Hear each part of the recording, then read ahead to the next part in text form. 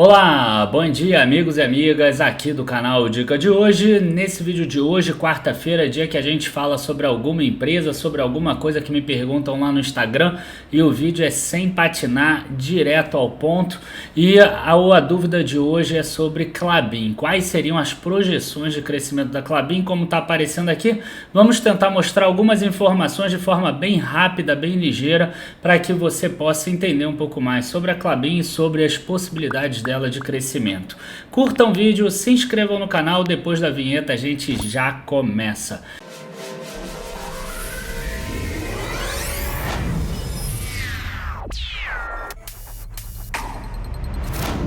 Bom pessoal, a primeira coisa que vocês precisam entender quando vocês analisam a Klabin é o seguinte, é que não adianta olhar lucro líquido, tá? Não adianta olhar lucro líquido, porque a Klabin ela tem muita dívida cambial, então na hora que você calcula lá e contabiliza a variação cambial, a empresa às vezes tem um lucro absurdo ou tem um prejuízo recorde.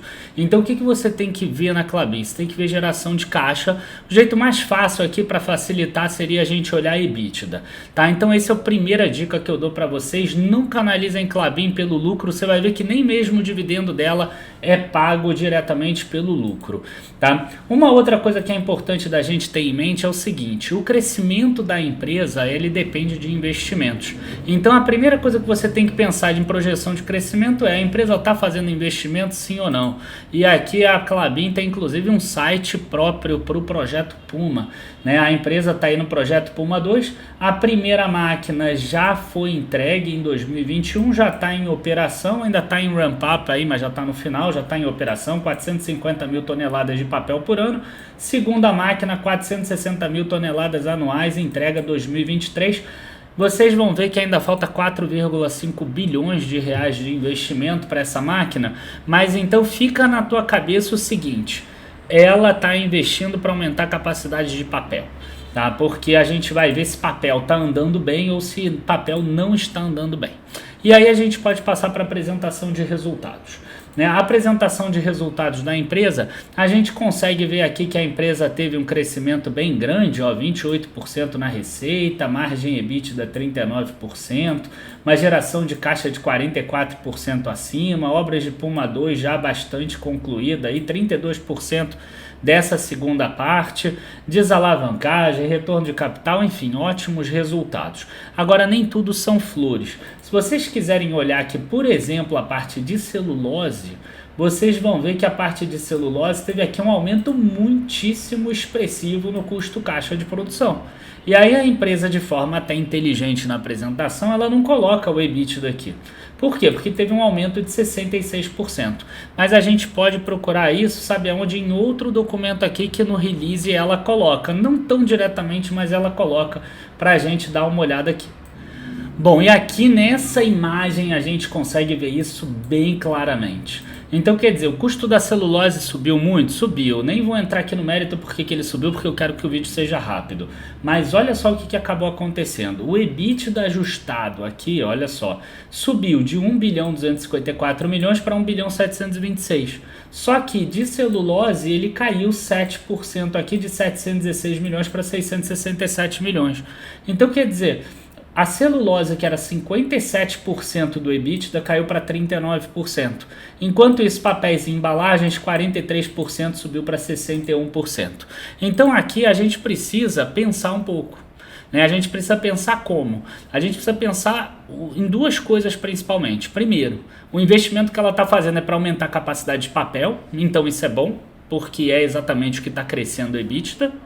E a segunda coisa que a gente precisa ter em mente é que a empresa tem um mix de produtos, então ela fica menos vulnerável, menos suscetível a variações. Então se em algum momento a gente tiver um preço da celulose, um custo de celulose aumentando, ela pode compensar como ela compensou agora no papel. E vice-versa também, se no futuro tiver menos demanda por papel, ela pode talvez exportar mais e vender mais celulose, por exemplo. Então sempre que ela migra um pouco mais para celulose, ela passa a se parecer um pouco mais com a Suzano. Quando ela migra um pouco mais para o papel, ela já passa a parecer mais com a Irani, que é uma empresa pequenininha nesse setor que também tem capital aberto. tá? Então esse é um ponto que é interessante para a gente ver. Agora, quando a gente olha o longo prazo da empresa, a gente precisa pensar sempre em endividamento. Por quê? Porque esse setor é um setor que é muito complicado, porque é importante você ter o menor custo possível e sempre estão surgindo novas formas de você reduzir o custo. Então as empresas são muito intensivas em capital. A Klabin agora está com esse projeto Puma 2, que foi de 2019 a 2023, antes teve Puma 1, que encerrou ali 2016, 2017, então ela provavelmente vai encerrar Puma 2 e logo depois ela já vai emendar um outro projeto ali em 2025. Por quê? Porque a Suzano está fazendo o projeto cerrado.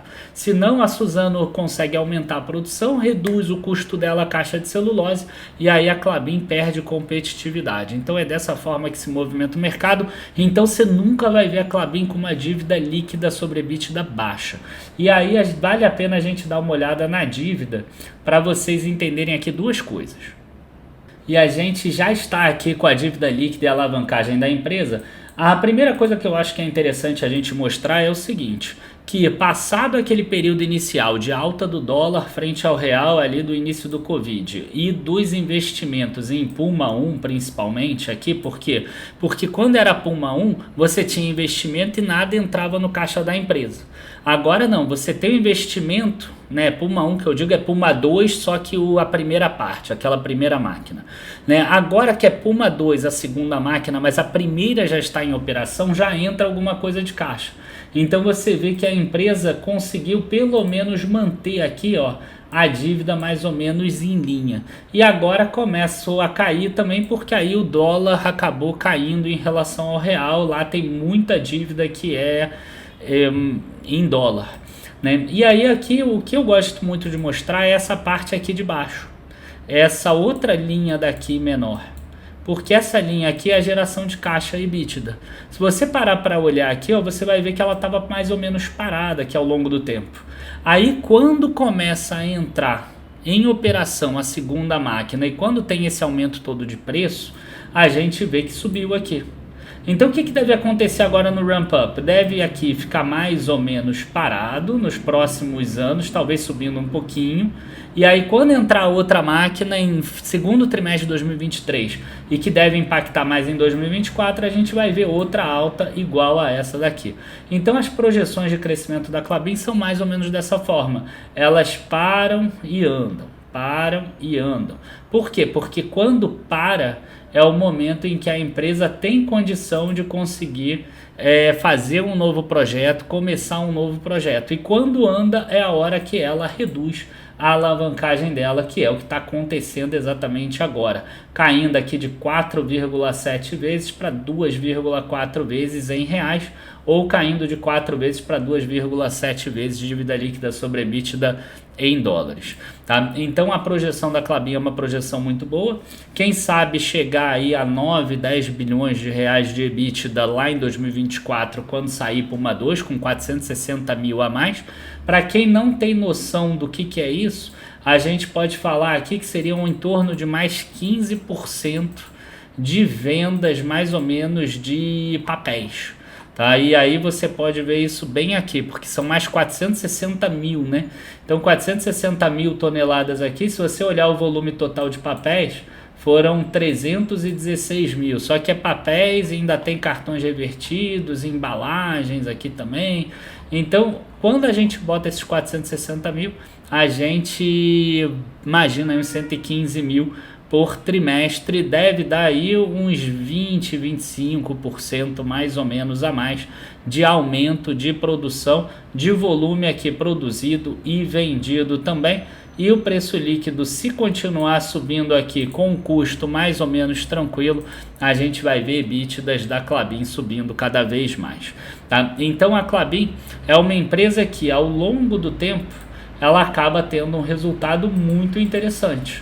Por quê? Porque ela tem esses investimentos, ela costuma ter retorno de capital, ela costuma ter demanda, então ela acaba trazendo um resultado muito bom de longo prazo, que vocês conseguem ver aqui. Ela não é nem a melhor nem a pior empresa, mas ela deve ter projeções mais ou menos similares a essa aqui, ó. Se eu pegar aqui, ó, 20 anos, ó, 3.000% mais ou menos em 20 anos. Né? Se eu pegar aqui de 2012 mais ou menos, ó, 10 anos, aí a gente já não tem tanto aumento assim, 200% mais ou menos. Mas mesmo assim, algo que consegue compensar a inflação, em muitos momentos vai bater o CDI, vai bater aí também um prêmio de risco. Então eu não deixaria de pensar sempre em Klabin, só que sempre você tem que entrar em um bom ponto de compra. Eu acho que esse aqui é o grande ponto na hora da precificação. Lembrando que esse vídeo de hoje não é para precificar, não é para avaliar se Klabin é boa ou ruim, é apenas para saber sobre as projeções dela de acordo com a pergunta que está aparecendo aqui de novo. As projeções de Klabin são boas, ela crescer a capacidade dela de produção e crescer o EBITDA, quem sabe a 9 bilhões, 10 bilhões lá em 2024. Resposta feita aqui.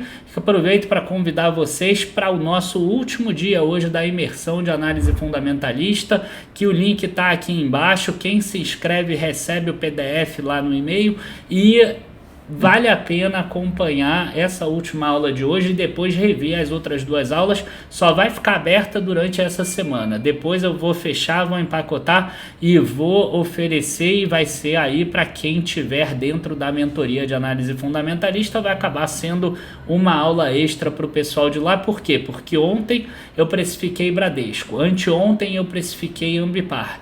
Então essas duas aulas vão ficar fechadas para que os alunos possam ter o material de consulta a mais. E se você quer entrar nesse mundo de análise, se você quiser conhecer do lado que a gente vê, né, do lado que a gente vê aqui dos analistas, não deixe de entrar também no nosso curso. Nossa mentoria está aqui embaixo, o link para você se inscrever também. Então tem os dois links, né, para você se inscrever na imersão gratuita ou para você se inscrever diretamente na mentoria e virar aí sim um bom analista, seja para uso próprio, seja para se profissionalizar. Abraços a todos, bons investimentos e até a próxima. Tchau, tchau, pessoal.